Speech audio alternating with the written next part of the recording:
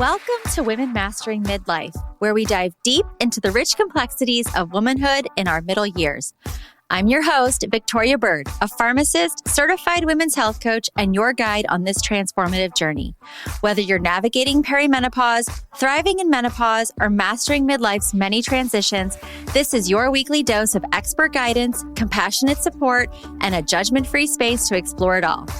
Here, we're empowering women to master midlife on their terms, reclaiming our health, our happiness, and our power. Together, we'll rewrite the narrative around this remarkable stage of life, from something to dread into a beautiful, bold transition. I'm so glad you're here. Hi, everybody. Welcome back. This is going to be a solo episode, and I'm digging into a little bit about what's going on personally. And hopefully it resonates and it can tie into maybe motivating you to do something you've been dreaming about doing, or reinforce that you're doing the right thing, because it will feel like the wrong thing many, many times over.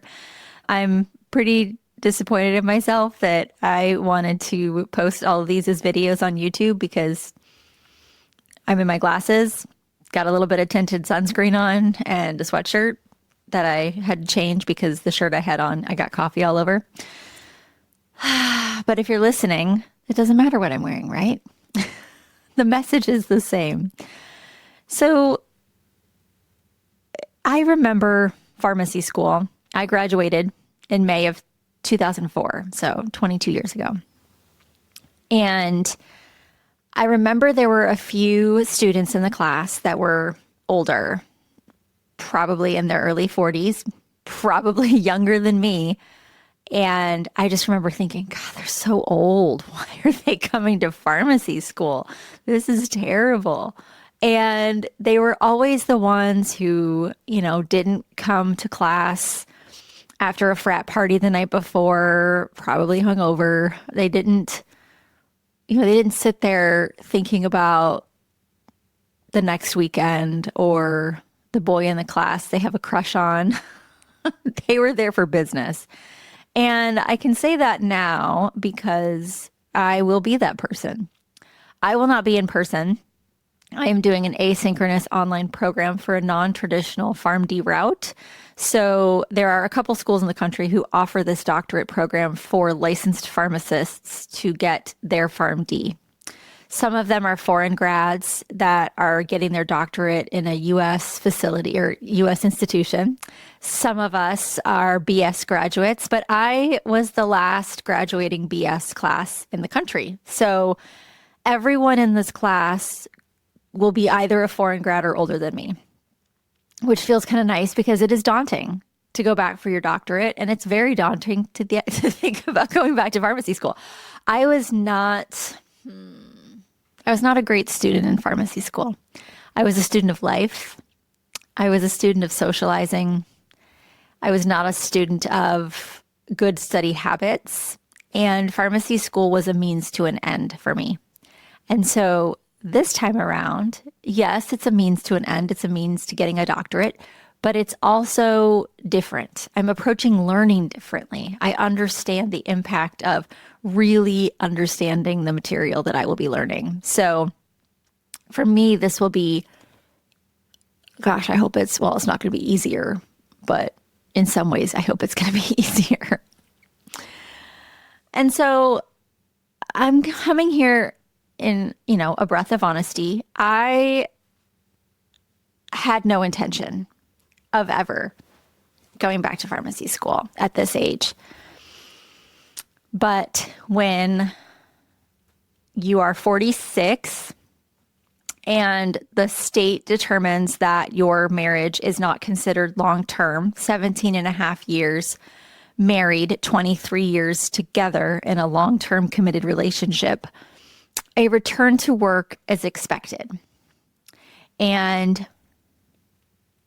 not having been in the workplace for 15 plus years, Abby's 15. I never went back to work after I had her. And I went on bed rest at 4 months pregnant. So for 5 months of carrying Abby, so she was born in June of 2011. So probably December, January, I went on bed rest. So when you're staring down the barrel of not having worked in an employed job for 15 years, and you've settled into a really busy life, giving the children access to every activity they could possibly imagine because you can get them there. And you're there for the middle of the afternoon field trips. You're there for the assemblies. You're there to be PTA president. You're there to do the fundraisers. And that was your intention. And I fully intended when my kids went to college to be able to travel to take care of what they needed, to be there for parents' weekends without hesitation, and also start to build Women Mastering Midlife into something more. The projection that I had planned, had my life gone according to what I thought was going to be the future plan, I would have slowly increased my footprint, my brand awareness, gone locally and started speaking to who I'm speaking to now about what I do. And it wouldn't have been a mama's got to keep the lights on working role. I would still be very entrenched in service in the community. I would be able to provide access to myself at a much more affordable cash pay basis. But the world has different plans for you when you recognize that when you let another person basically be in control of your life and they decide to change the roadmap, you have to pivot.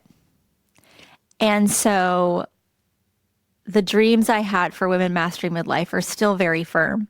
And in the last year, I have picked up the pace on being present on LinkedIn, on networking with other individuals, with what can I do to be an advocate for women's health?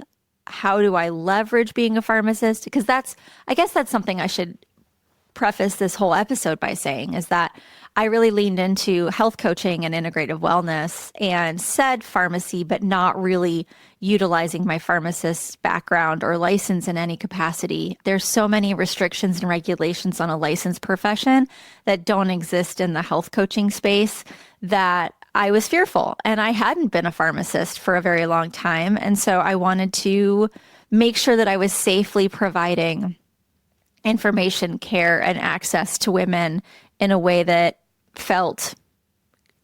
maintained my integrity.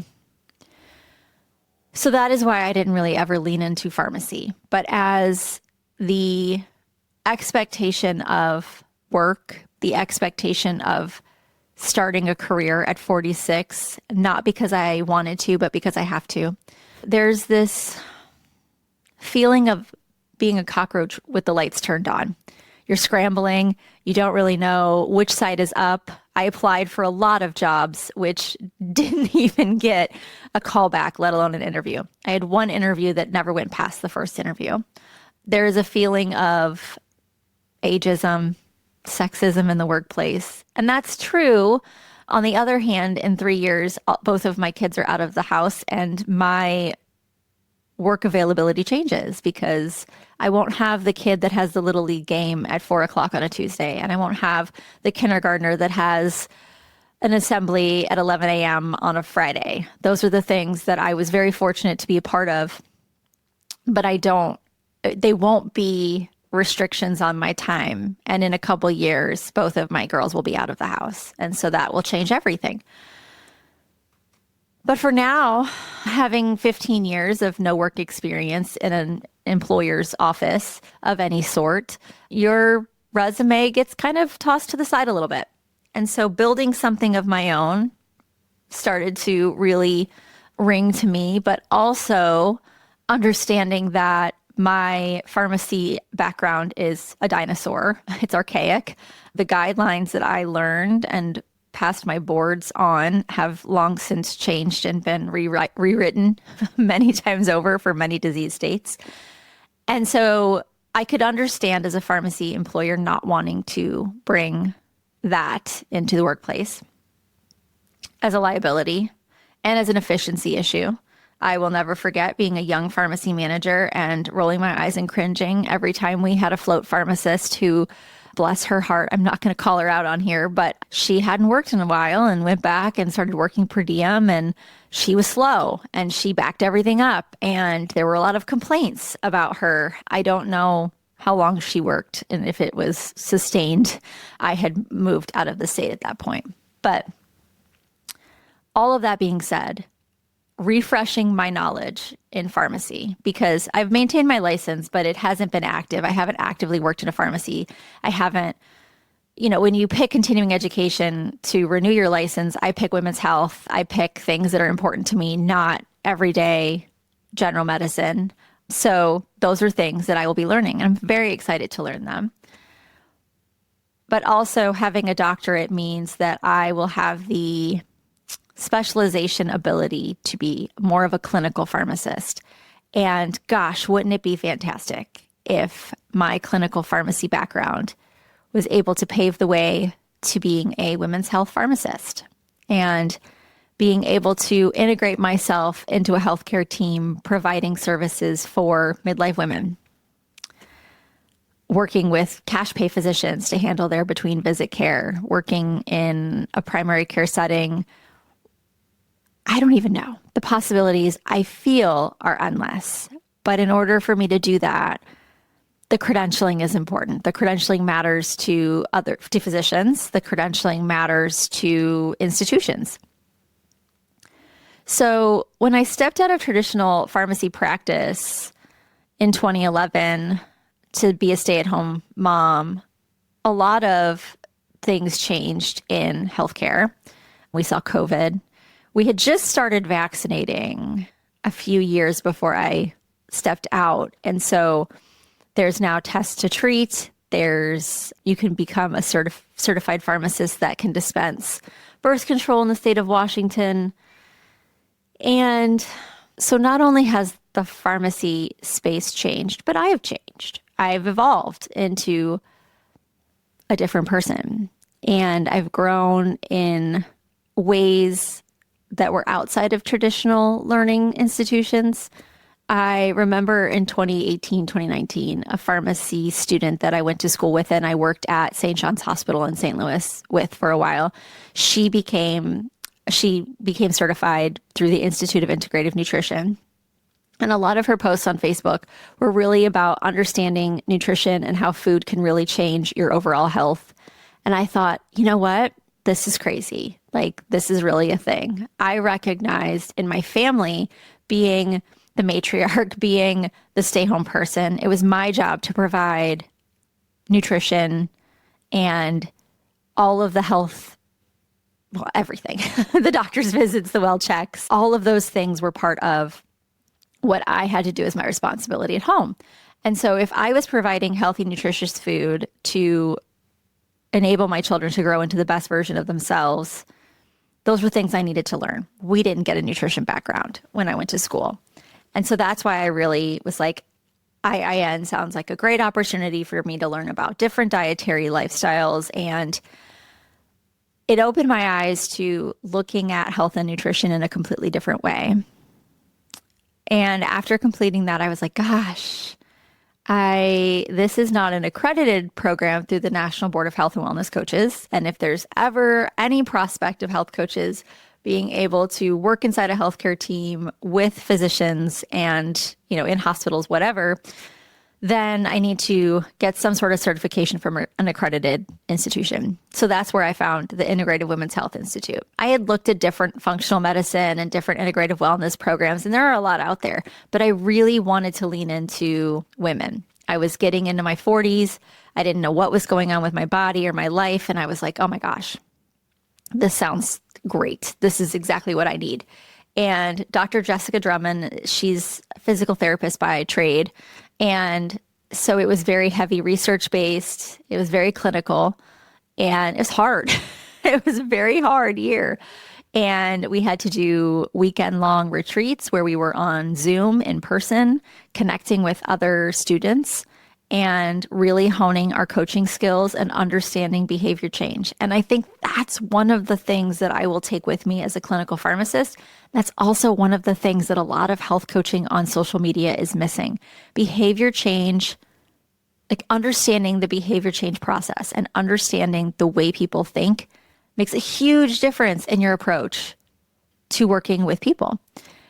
And oftentimes I will listen to someone tell me what's going on and where they're falling short in their nutrition or their exercise routine or whatever. And I will have mapped the ideal plan for this person.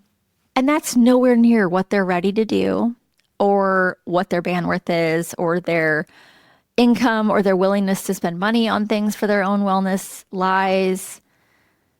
It's really complex. And so sometimes sitting with someone until they're ready to stop only eating snacks and start eating 3 solid meals. When it's someone who doesn't want to track macros, a lot of women have disordered eating patterns. I think that it's like 70% or something, it might even be more than that, of women have experienced some sort of disordered eating. I'm not saying an eating disorder, not a clinically diagnosed eating disorder, but disordered eating of some sort. Under eating, overeating, binge eating, emotional eating, crash diets, all of those things are disordered eating patterns. And so when you understand that and you try to tell a woman you need to intermittent fast, you need to macro track, you need to have this breakdown of your macro profile, you need to eat this much every day, it can get really overwhelming and it can trigger a lot of things in their past. And you don't want to be a part of triggering food issues again.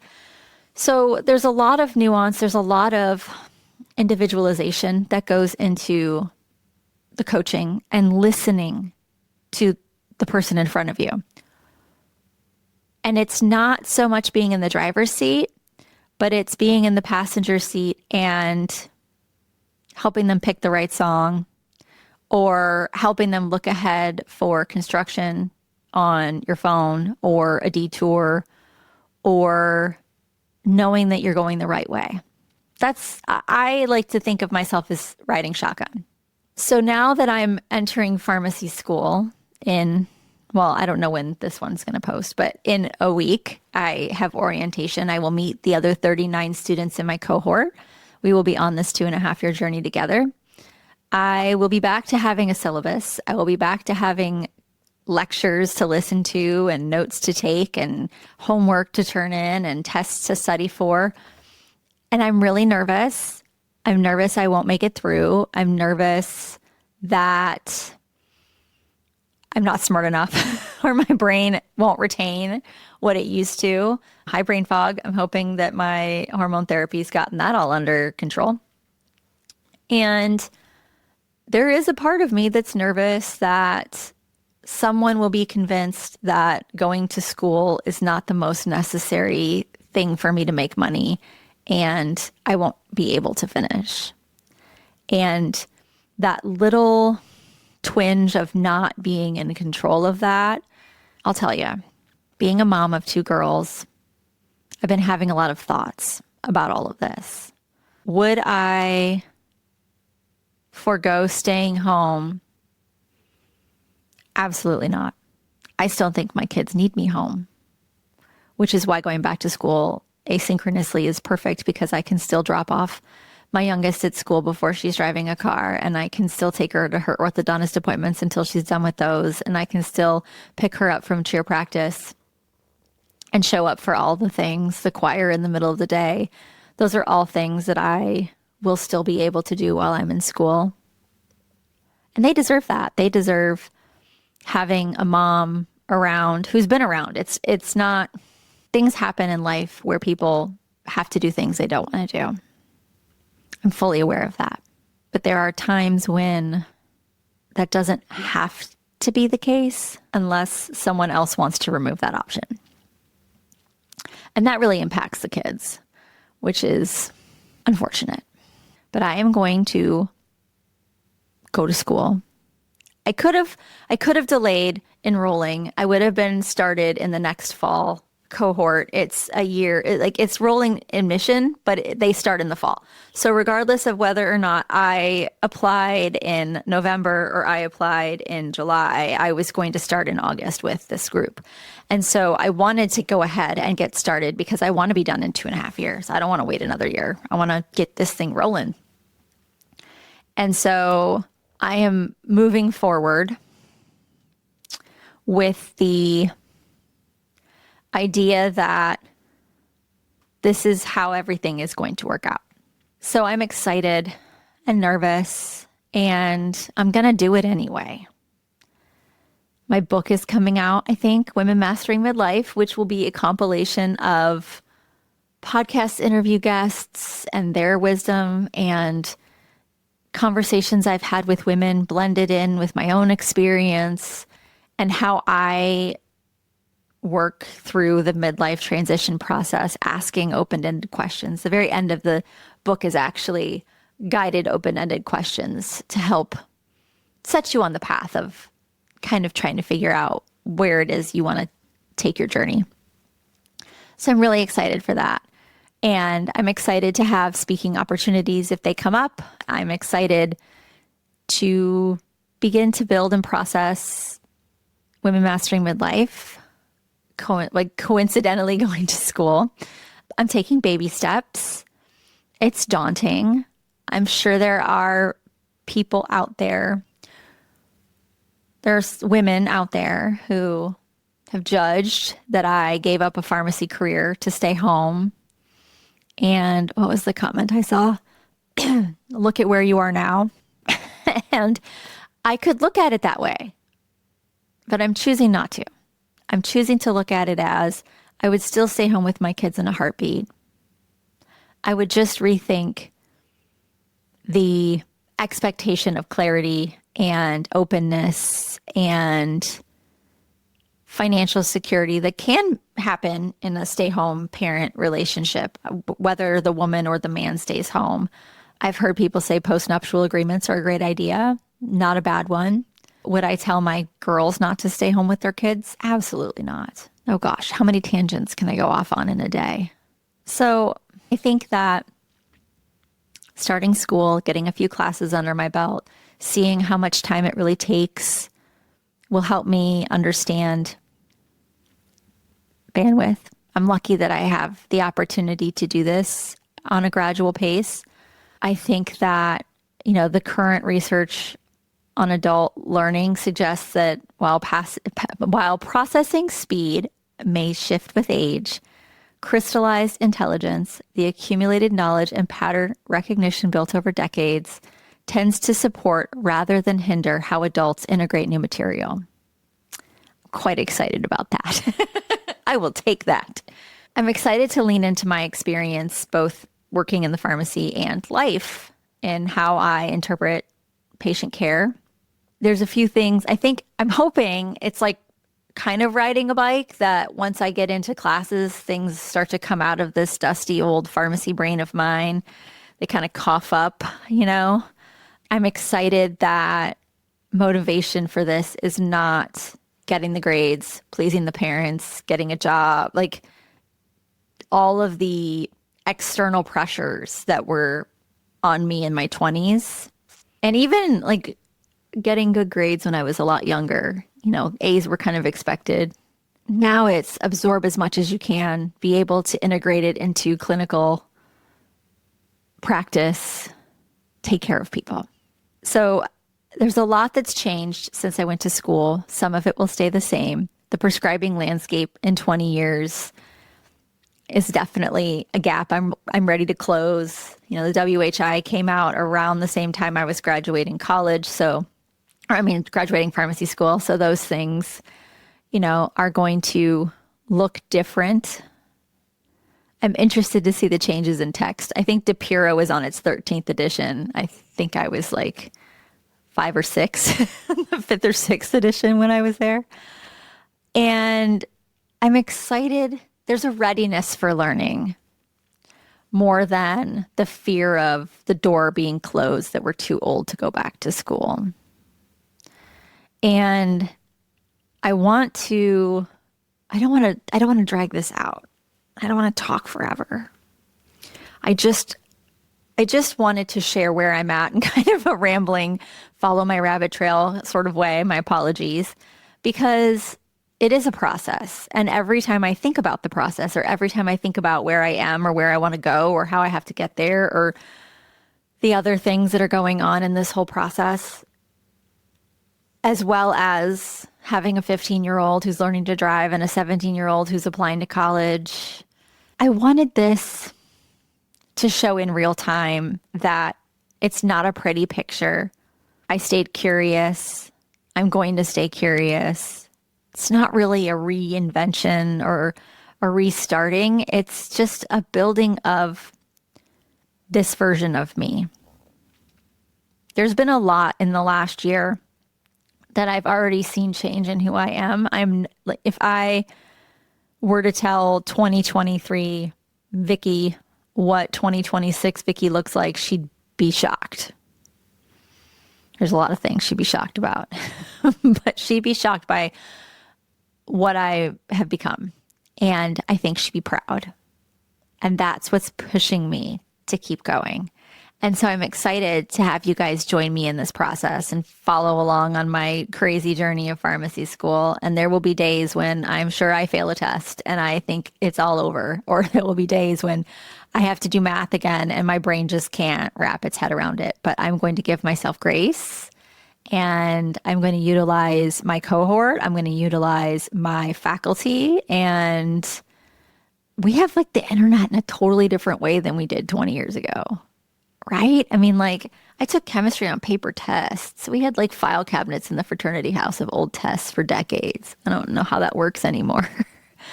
I was learning how to take a test on the computer because we did onboarding, not orientation, but onboarding. So that was like, these are all the modules that you need so that you know how to log in, you know how to check your email, you know how to take a test, you know where to look for your test, you know how you have to download your test. It locks your browser. You can't get in at anything else. Your internet stops working. All of those things.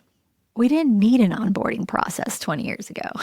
We had a pencil and a paper, college ruled notebook. You know, I mean, it's a new world. So there's a lot of feelings. I'm excited. I'm nervous. And I'm scared. But that's human. And I'm going to do it anyway. And so I think that at this stage, at 46, it's not a rebirth. It's not, I don't know. People have said Phoenix rising from the ash, and I would like to think my whole life won't be cinders by the time this is all done. I just think this is me acknowledging that I was smart enough to graduate from pharmacy school, pass my NAPLEX on the first try, pass my MPJEs, which are my law exams for multiple states, manage a pharmacy, manage a float pool, manage a call schedule, all the things. I was smart enough to do that. I'm smart enough to do this. And the part of me that set my intelligence aside doesn't exist anymore. The voice in my head telling me that I went to school for 5 years to count by fives, that all I have to do is slap a label on it, those are all gone. Instead, in its place, is a voice saying, I don't know how in the world you get up every morning and you do it, but you just fucking do. That's it. The voice in my head is in awe of the person that puts one foot in front of the other every single day. And she's doing some pretty cool stuff. So I'm going to lean into that. And hopefully that'll get me through this. Because the keg stands and the frat parties that got me through, and the fishbowl margaritas that got me through pharmacy school, they're not going to work it this time. This time around, my perimenopausal body can't handle alcohol at all, let alone like it used to. So finding new tools to succeed. And I hope that if you've listened to this and you've thought about going back to school, or you've thought about opening a shop, or you've thought about leaning into a hobby that makes you light up and you could create some sort of business with it, helping others do the same or making workshops. Gosh darn it, just do it. Life is too short. And everything you think you know about what your future is going to look like could blow up in a second. Maybe not in the same way that mine did. God, I hope not for you. But it's never too late to grow. It's never too late to learn. It's never too late to try. And we can fail forward together. Thank you for listening to this episode of Women Mastering Midlife. If something you heard today resonated, I'd be so grateful if you'd share it with a friend who might need a little extra support on her midlife journey. Remember, small changes can make a big difference, and you don't have to navigate this transition alone. We will be back next week with more expert guidance and compassionate conversations to help empower you to master midlife on your terms. Until then, you can find us on Instagram at Women Mastering Midlife, or come connect with me directly at Miss Victoria Bird. And you're looking for deeper connection and support, be sure to join us in the Women Mastering Midlife community. We'd love to continue the conversation with you there. If you've enjoyed this episode, please rate and review this podcast. It helps us reach more amazing women mastering midlife just like you. You'll find all the links from today's episode and ways to connect in the show notes below. See you next time.